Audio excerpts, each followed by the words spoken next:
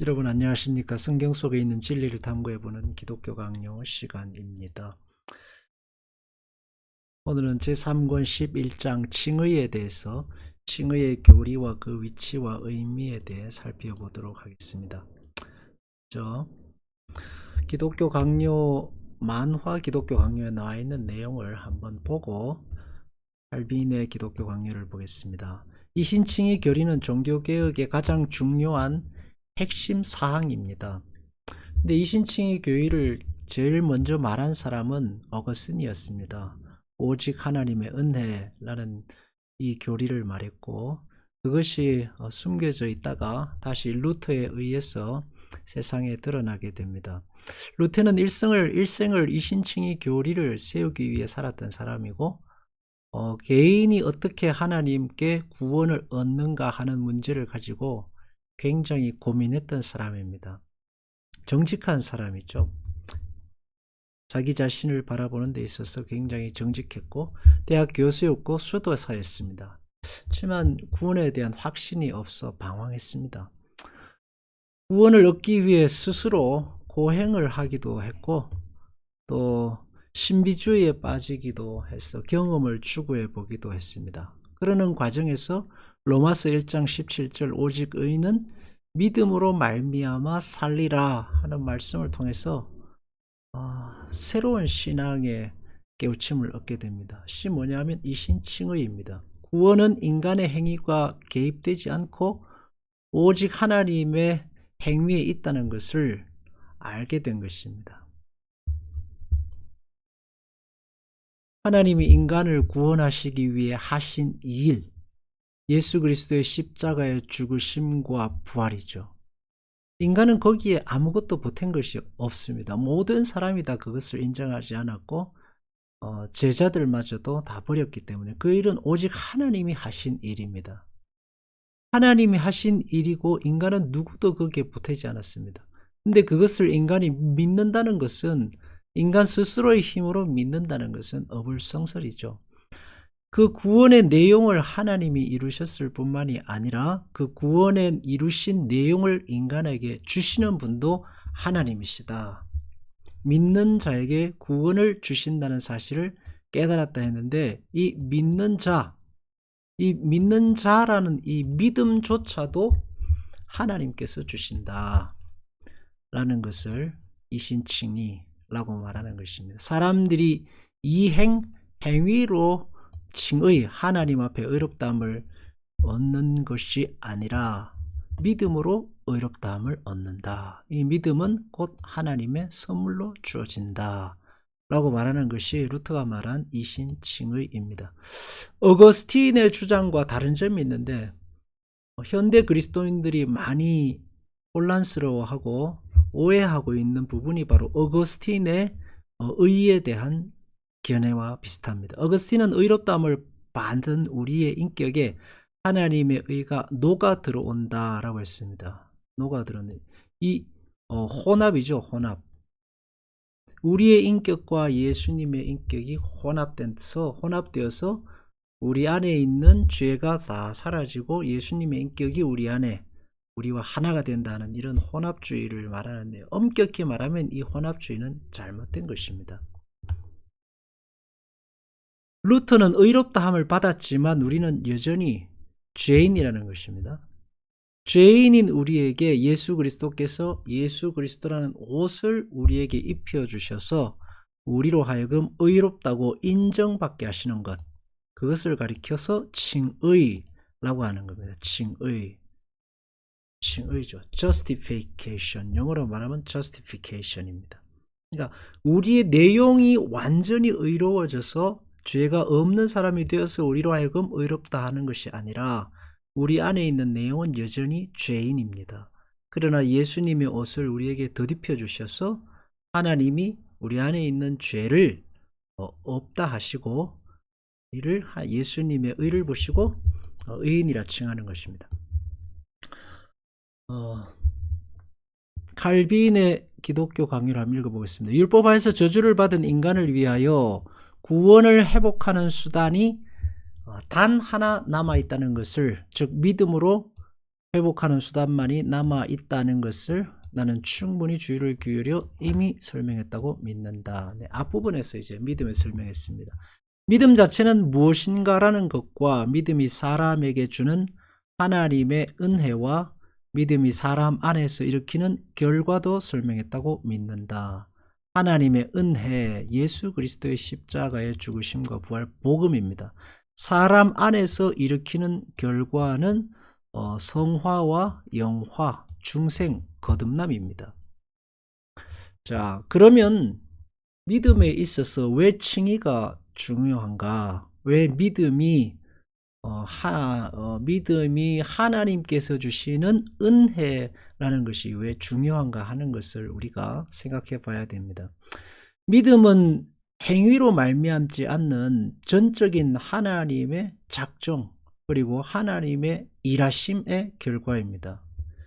그리고 그 하나님이 일하신 내용이 복음입니다. 복음은 예수 그리스도입니다. 예수 그리스도는 우리의 죄를 위해 십자가에 죽으신 계속 제물이시며 그리고 죽으시고 부활하셔서 우리의 부활의 첫 열매가 되셨습니다. 그리고 그 복음을 우리에게 주시는 방식으로서 믿음을 주신 것입니다. 왜냐하면 그 복음을 받아들일 수 있는 인간에게 그 복음이 받아들여지게 되는 통로가 믿음 외에는 다른 것이 없기 때문입니다.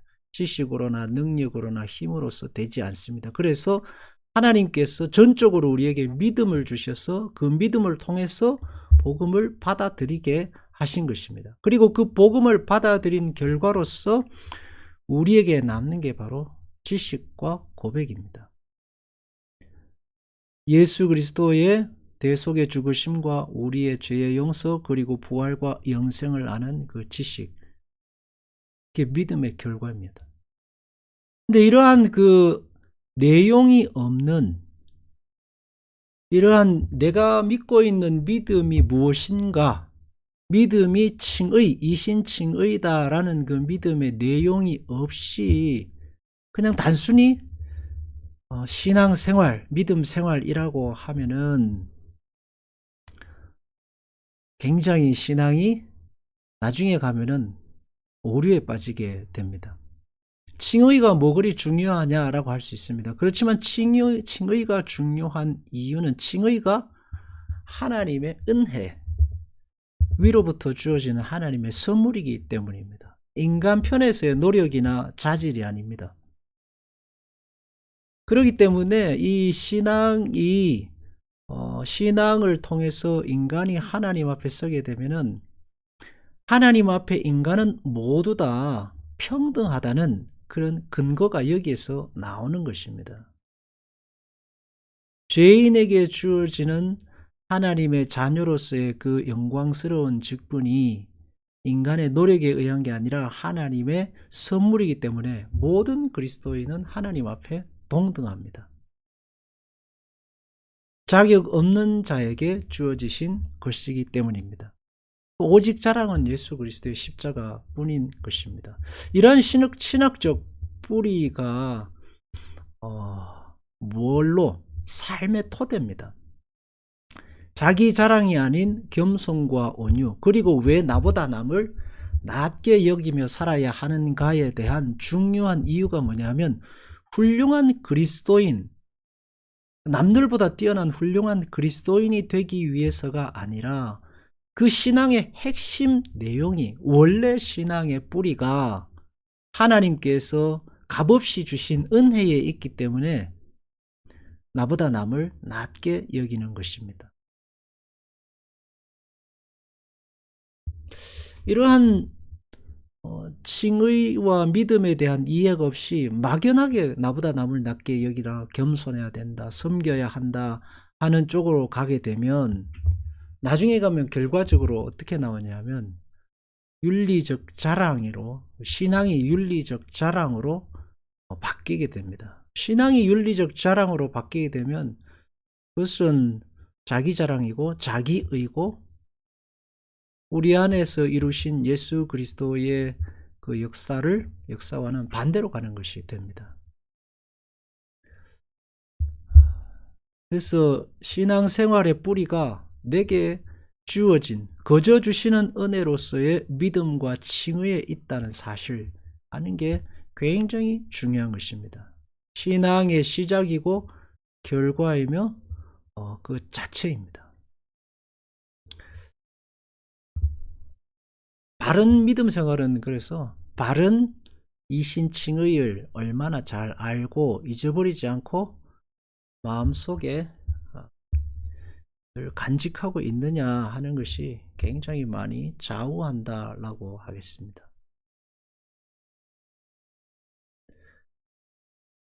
관대하신 하나님께서 그리스도를 우리에게 주셨다. 이는 우리가 신앙으로 그를 붙잡고 소유하도록 하시려는 것이다.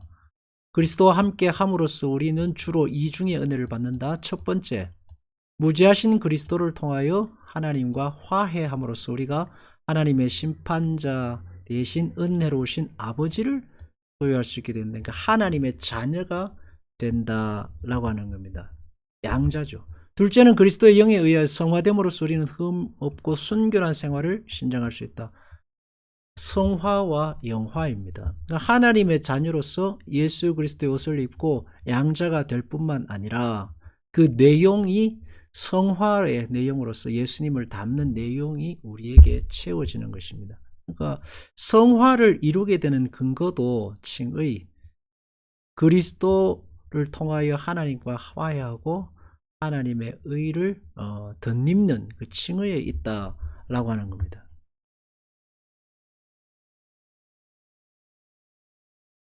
그래서 칭의, 그래서 먼저 하나님께서 우리를 자녀 삼으시기로 작정하고 우리에게 믿음을 주시고 예수 그리스도를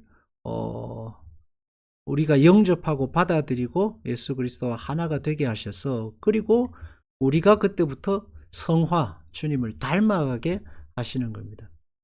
그러면 내가 가진 믿음의 진위는 뭘로 판단이 되느냐 하면 성화의 열매가 있느냐 없느냐로 믿음의 진위가 판별될 것입니다. 그래서 예수님께서도 알곡과 가라지를 그냥 두라 하셨습니다. 나중에 되면 저절로 알게 된다는 말씀입니다. 우리의 이래서 신앙생활이라는 것은 이 칭의를 통해서 우리가 믿음을 통해서 거듭나면 이 시작입니다. 이제 시작이고 그 다음부터는 성화, 예수 그리스도를 닮아가는 성화의 삶이 계속해서 이어지게 됩니다. 왜냐하면 우리 안에 계신 주님께서 성령을 통해서 우리로 하여금 그 길로 가게 하십니다. 그냥 버려두지 않으십니다. 성화는 칭의의 열매입니다. 은혜의 열매죠. 신자의 삶이라는 것은 우리에게 주어진 예수 그리스도 칭의를, 예수 그리스도 내게 주어진 내가 하나님의 의, 예수 그리스도를 통해서 내게 주신 하나님의 의, 하나님의 자녀됨을 평생을 통해서 그 내용을 채워가고, 내용을 채워가면서 하나님을 알아가고 하나님을 배우고 나 자신이 그리스도를 닮아가는 겁니다. 그러니까 아브라함으로 비유를 들면 아브라함이 하나님께 부름을 받아서 갈대우르를 떠나서 가라 하면서 그 평생의 과정이 그 가는 과정입니다. 가면서 실패하고 넘어지고 가면서 이삭을 얻고 가면서, 그리고 그 땅을 헤매고 다니면서 성화, 하나님을 알아가고 닮아가게 되는 겁니다. 이게 신앙생활입니다. 출애굽의 여정도 마찬가지입니다. 그러니까 우리도 하나님께서 우리를 칭의, 하나님의 자녀라 부르셨죠. 의로운 자라 부르셨습니다. 그 의의 내용을 신앙생활하며 채워가는 겁니다. 그리고 그 과정에서 함께 교회를 이루고 공동체를 이루어서, 그럼 우리가 함께 모여 하나님의 의를 누리고 하나님의 의를 우리 안에 채우고 성화, 주님을 닮아가고 세상 속에 그리스도의 빛을 드러내는 삶을 살아가게 되는 겁니다.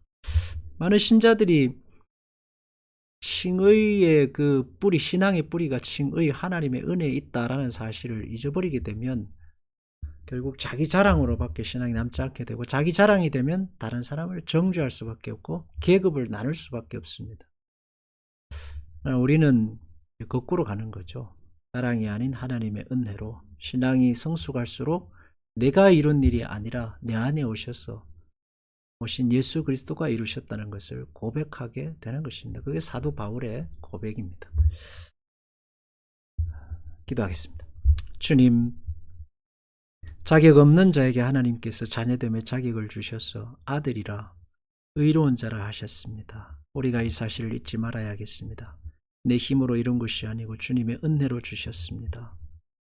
가고자 하여 주신 것이 아니라 도망가는 자에게 주셨습니다. 그러면 평생의 은혜를 가슴에 깊이 간직하고 값없이 받은 이 은혜, 그 은혜를 토대로 신앙의 열매를 풍성히 맺는 우리의 신앙이 되게 하소서. 예수님 이름으로 기도합니다. 아멘.